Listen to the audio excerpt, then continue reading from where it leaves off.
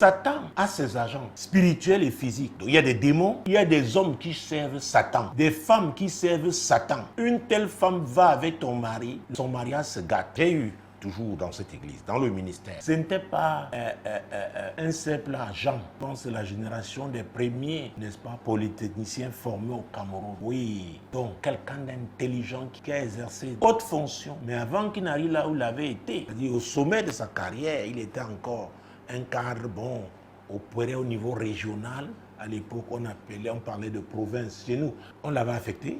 Sa femme est restée parce qu'il fallait que les enfants finissent avec l'année scolaire et que, bon, elle-même se fasse affecter.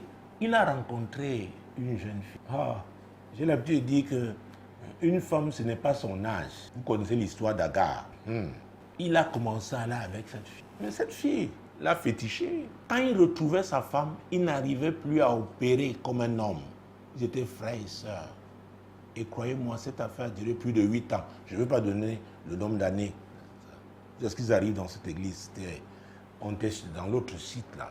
Donc nous sommes ici depuis 16 ans. Vous imaginez. Donc c'est une vieille histoire. La femme a vu que Dieu opérait dans leur vie, Dieu changeait leur vie. Un jour, elle a dit non.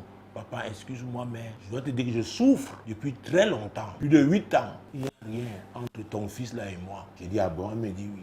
Et même elle me dit, entre-temps, il a fait un enfant dehors. Et l'enfant là, c'est sa photocopie. Or, et elle me dit, la maison où nous sommes, il voulait entrer dans cette maison avec cette jeune fille. Elle dit, non, j'ai anticipé. Pourquoi?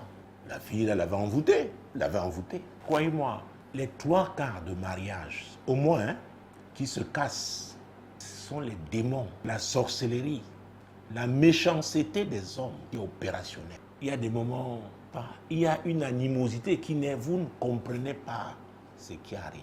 Mais une porte a été ouverte. Vous savez, nous avons eu à lire plusieurs fois Éphésiens chapitre 4, verset 27. L'apôtre Paul disait aux Éphésiens, et ne donnez pas accès au diable, qui que vous soyez. Vous donnez accès au diable et ça commence avec les pensées. Le diable vous suggère un type de pensée. Au lieu de le repousser immédiatement, de lier ça, vous laissez ces pensées prospérer. Finalement, vous pouvez vous-même parler.